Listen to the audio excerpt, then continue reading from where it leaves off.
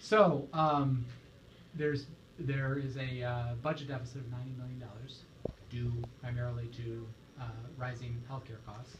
So I wanted to get ACS-CAN's perspective on what the state could do to close that gap. Well, I'm glad you asked that question. So glad you took the time to ask us today. Two things we can actually do.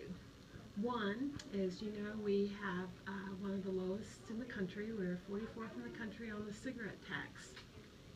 If we raise that $1, that would be an additional $136 million. And that's not counting already the 57 cents we already get that's going to the healthcare deficit. So there's an extra. We could double what we put into healthcare.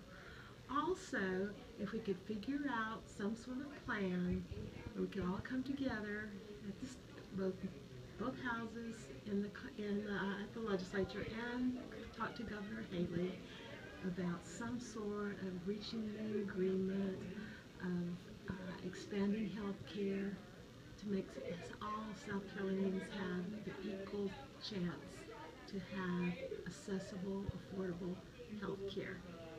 So you're talking about Obamacare? Really?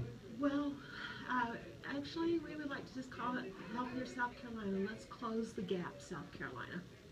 Okay.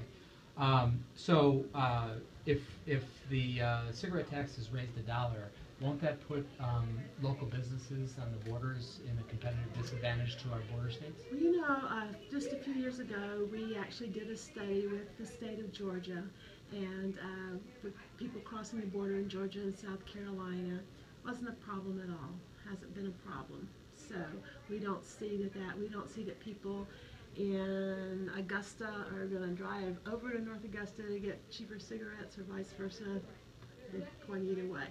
And we've also done the same thing on the North Carolina border. Actually, there was a study done at the Research Triangle. I would have to get you the gentleman's name, but we talked about that with our Speaker of the House.